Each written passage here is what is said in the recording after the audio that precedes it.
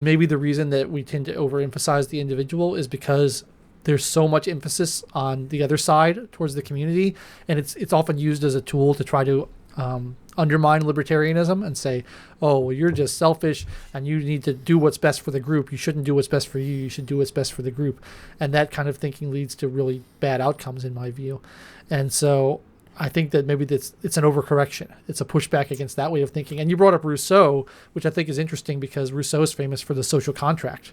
And it's, the idea that, well, we all have to behave in a certain way in order to, because there's a social contract and we have to take care of the community and we have to take care of the group and we have to subjugate our own kind of individual well-being to the well-being of the group, which I think is very anti-libertarian in nature. And so I think there's a lot of pushback against that sort of thing.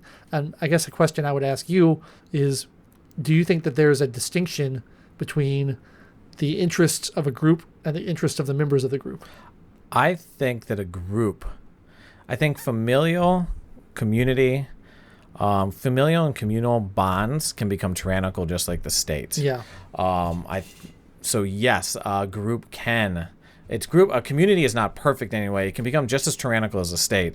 I think to a story, my mom used to have this coworker who was Indian, from the country of India, not Native American. Yeah. She worked with my mom in the accounting department, loved her job. She had an arranged marriage, but her husband was living in Florida, and because of the arranged marriage, they didn't really know each other, so she was living up in Maryland, where my mother is, and at a certain point in time, she was beckoned to Florida to help care for her elderly mother-in-law, who she didn't even know. And I was like, there are some crazy communal traditions that are tyrannical, that force this woman out of a job in a community she loved.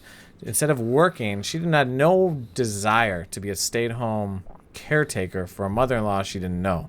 That would be an extreme example of a tyrannical community. So the community can be tyrannical. Yeah, I mean, I think the big misconception that a lot of people have, and that it's often used as a weapon, is this idea that there's such a thing as a group interest or a group, you have to do, this may be bad for you, but you have to do it because it's good for the group.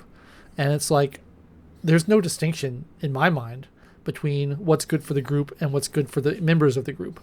But leaders of groups or authority figures will often kind of use that line of reasoning to try to dominate others and say, yeah, I know this is bad for you, but it's good for the family. You got to do what's good for the family. And it's like, well, if it's bad for everybody in the family, then how is it good for the family? Yeah. That doesn't make any sense. But people often use that line of reasoning to try to dominate others. And so I think there's pushback on that, which is another reason why we tend to gravitate towards it's like an individuals. equal and opposite reaction. And I think, would you say, though, that when these people in society are always pushing, like, oh, you need to do better for the group or for society, they're talking in terms of, like, politics or the state. Like, we've eroded, I'm confident in this, that we've eroded all these communal aspects that are attachment to family and church and community so much that our only attachment is now to the state.